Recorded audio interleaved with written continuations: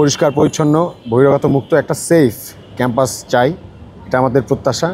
আলহামদুলিল্লাহ, আমার এখানে আসার উদ্দেশ্য যেটা একা একা ঘোরার উদ্দেশ্য হচ্ছে যে আমাদের কোনো বোনেরা ধরেন দলবল নিয়ে আসলে অনেক আপুরা ভয় পায়, ভাবে এটা আবার কোন দল আসছে, কী কারণে আসছে।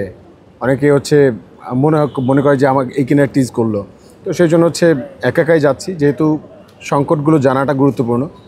সো আপুরা কোন ধরনের হচ্ছে সমস্যাগুলো ফেস করছে বা এখনও করছে বা আছে যেগুলো, সেগুলো আমরা তো কিছু আইডেন্টিফাই করছি এবং তাদের কাছ থেকে শোনাটা গুরুত্বপূর্ণ।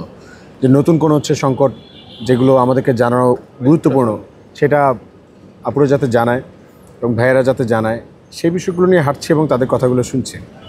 অনেকেই দেখছি যে বহিরাগত এনে ক্যাম্পাসে তারপর হচ্ছে প্রচারণা চালাচ্ছেন, অনেকেই লিফলেট বিতরণ করাচ্ছেন টাকার বিনিময়ে, অনেকে হচ্ছে বিরিয়ানি খাওয়াচ্ছেন, নাজির বাজার নিয়ে যাচ্ছেন, মাওয়া নিয়ে যাচ্ছেন। সো এখন এটা তো একটা অসমতা। তার চাইতেও বড় কথা হচ্ছে আচরণবিধি লঙ্ঘন।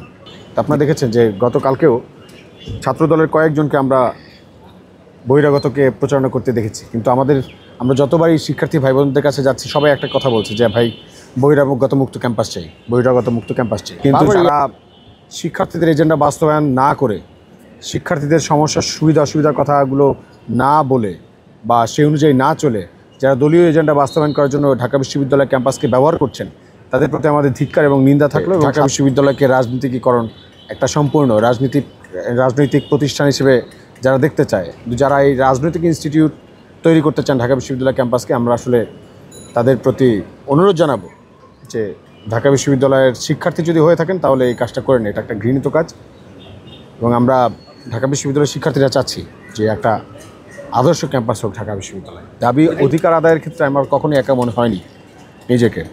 যখনই হচ্ছে আন্দোলনে নেমেছি, সংগ্রামে নেমেছি, তখনই ঢাকা বিশ্ববিদ্যালয়ের এই 39,000 শিক্ষার্থী আমার পাশে ছিল, সমর্থন জুগিয়েছে। তাদের সমর্থন না থাকলে ঢাকা বিশ্ববিদ্যালয়ে তো আপনারা জানেন যে রেলের আন্দোলনগুলোতে কী অবস্থায় ছিলাম, জুলাই অভ্যুত্থানে কী অবস্থায় ছিলাম, হয়তো লাশটাও খুঁজে পাওয়া যেত না যদি ঢাকা বিশ্ববিদ্যালয়ের শিক্ষার্থীদের সমর্থন না থাকতো। হয়তো বা আমরা শারীরিকভাবে সবাই প্রত্যেকের আলাদা আলাদা সংগ্রাম আছে, কিন্তু অধিকার আদায়ের ক্ষেত্রে আমরা কিন্তু সবাই ঐক্যবদ্ধ।